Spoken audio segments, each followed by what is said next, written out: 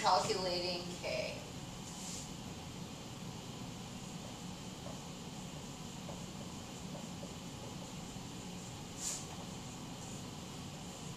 So calculating the equilibrium constant.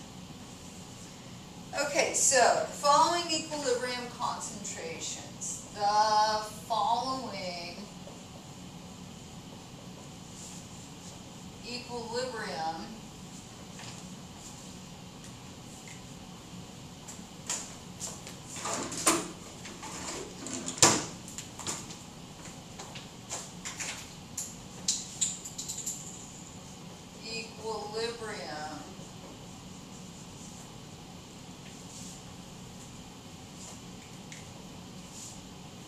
concentrations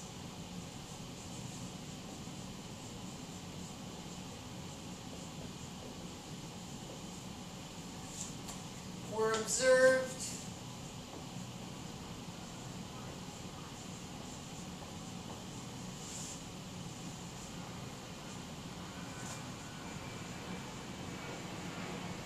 for the Haber process at 127 degrees Celsius.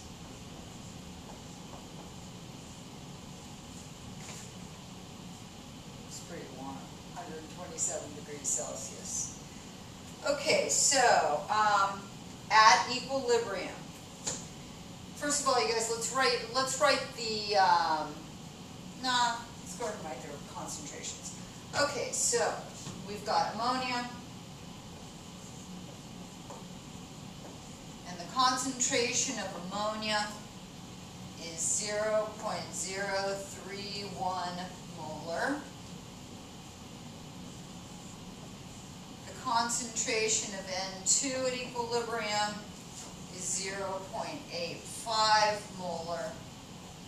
And the concentration of hydrogen at equilibrium is 0.0031 molar.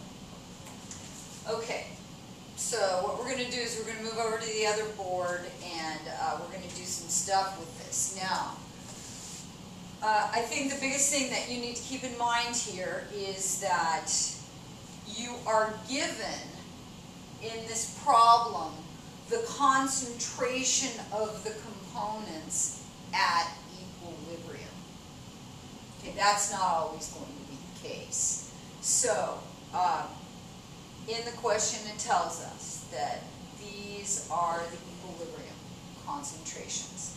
Okay, so what is this Haber process that we speak of here in this problem? So what we have here is nitrogen gas reacting with hydrogen gas to give us what product do you think? Ammonia.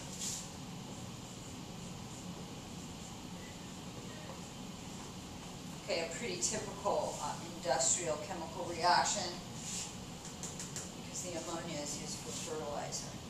Okay, and if we balance this thing up, we're going to need a 3, and we're going to need a 2. All right, so given the equilibrium concentrations,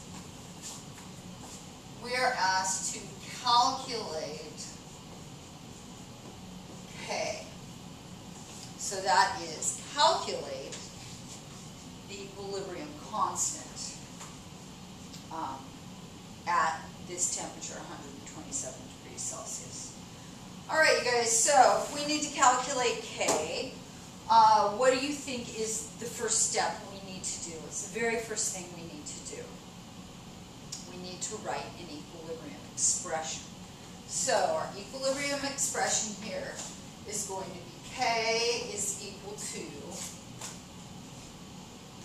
concentration of products, NH3, and that is going to be squared over the concentration of reactants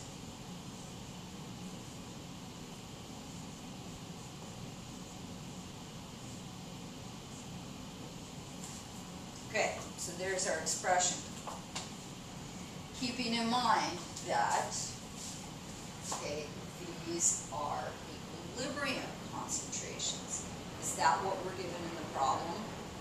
Yes, it is. So, all we need to do is we need to take the equilibrium concentrations that were given in the problem and plug them in. So, that's going to be, what is our concentration of ammonia? It is 0.031. We're going to square that quantity over 0.85 times 0.0031, and that quantity is going to be cubed. I think you should pause and get your calculator and do this on your own. The answer that you should come out with is 3.8 times 10 to the 4th. Okay, big K has no units. Okay, it is the quotient. It is a ratio that shows us the concentration of products versus the concentration of reactants at equilibrium. Okay, so it's simply 3.8 times 10 to the 4th. That's the value of K. Now, is that a large value for K or a small value for K? That is a pretty big value for K, very much over 1. So that means that under these conditions, equilibrium lies to the right. So at equilibrium, we're going to have lots more, we're going to be making lots and lots and lots of product. Okay. Unfortunately, though, it looks as though we started with quite a monstrous amount of nitrogen, so it's never going to get to be that much. But it's still favoring making lots and lots of products under these conditions. Okay, now let's see. What about if we wanted to find the equilibrium constant for the reverse reaction? Okay, so what if we want to calculate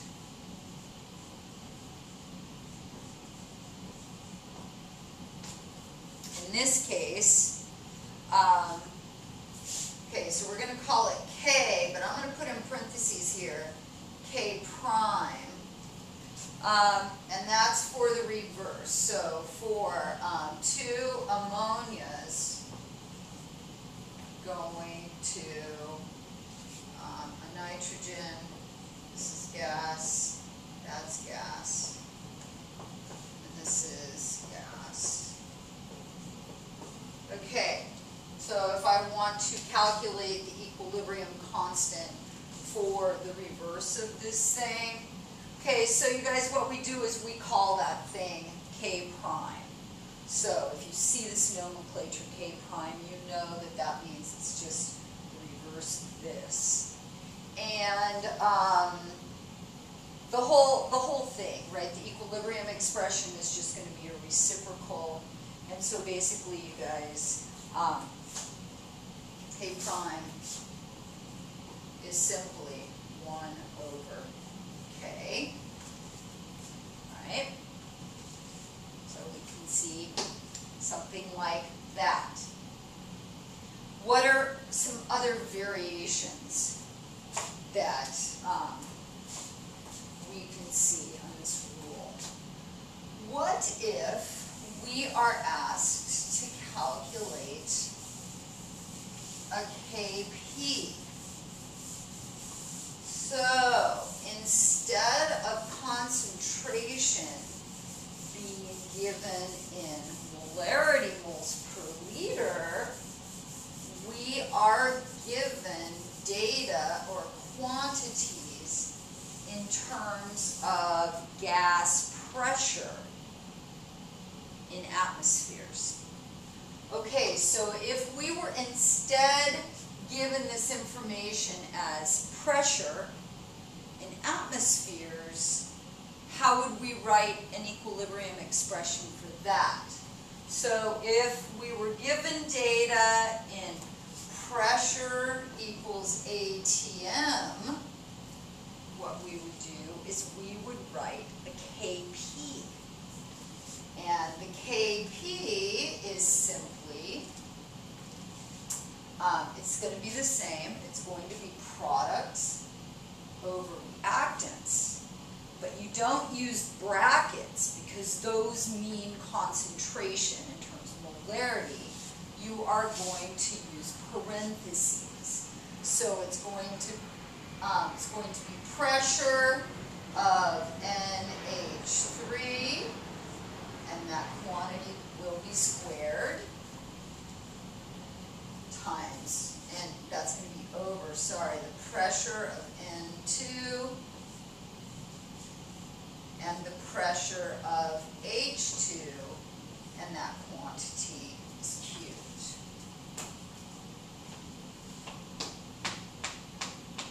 Okay, so we can write an equilibrium expression utilizing pressure, and if we're given the pressures at equilibrium, then we just plug them in like this.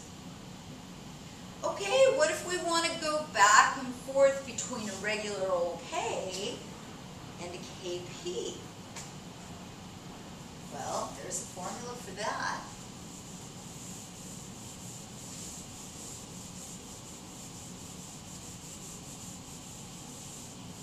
And it looks like this. KP is equal to K times RT delta N.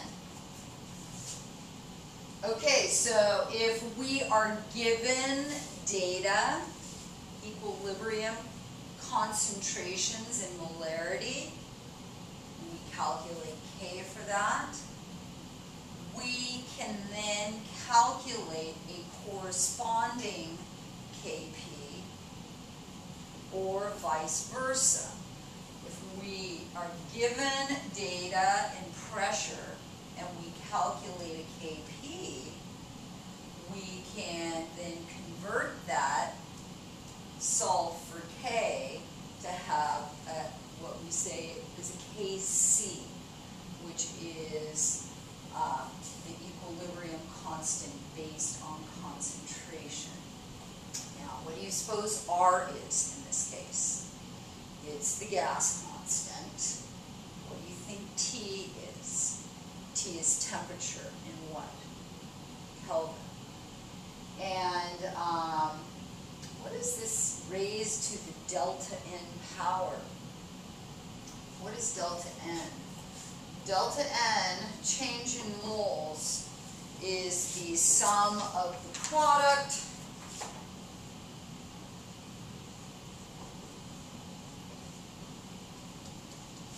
coefficients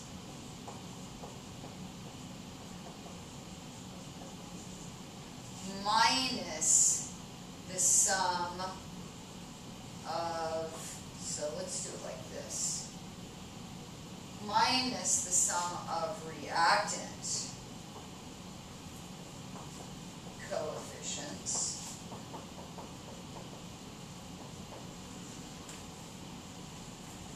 and that gives us our delta N, so raised to that delta N. So in this case, you guys, what is the sum of our product? We've only got one product, so that's going to be 2, minus the sum of reactant. So 3 plus 1 is 4.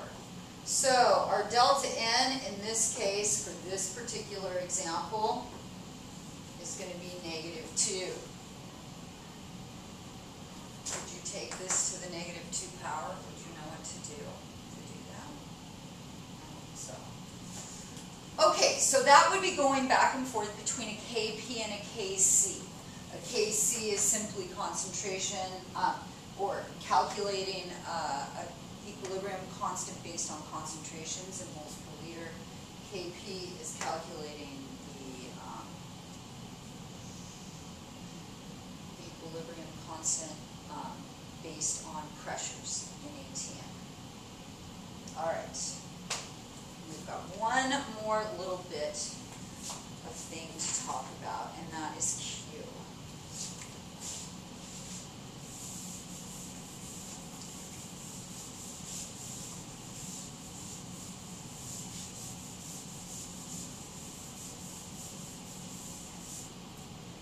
Q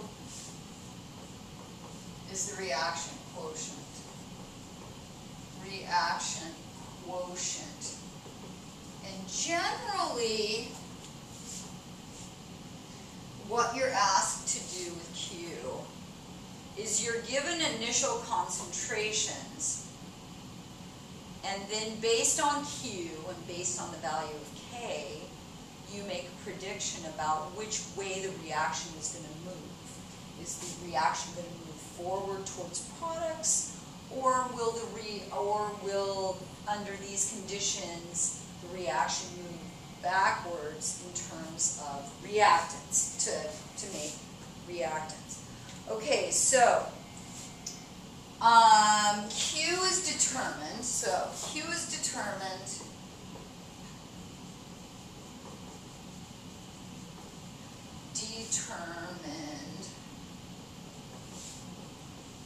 the same way as K, except generally initial concentrations are used.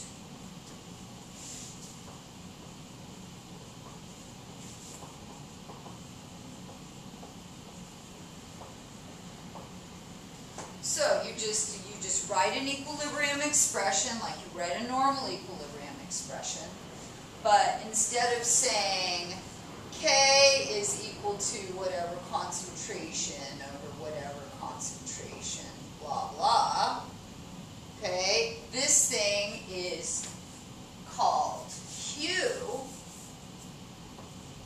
and what we plug in here are not equilibrium concentrations, but we plug in initial concentrations that were given in a problem. Okay, so this is our starting stuff. Okay, and so then you do, it's the same thing, you know, you're taking it to the power of the coefficient, etc., etc. And so then what you do, then once you've calculated Q for this given set of quantities, then you make a comparison. So if your calculated value for Q is less than K, then that means that the reaction goes forward to reach equilibrium.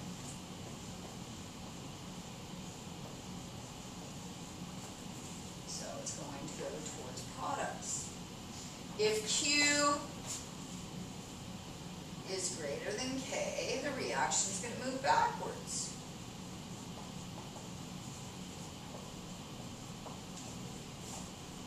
To reach equilibrium. And if Q is equal to K, what can we say about the situation? The conditions are such that the reaction is at equilibrium.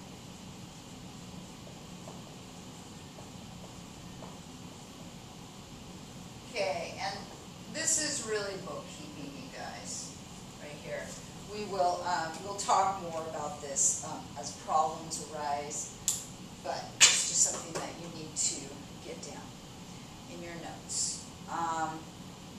Okay, so tomorrow in class you will solve for K, a couple of KC's based on molarity, and you'll also solve for KP based on gas pressures.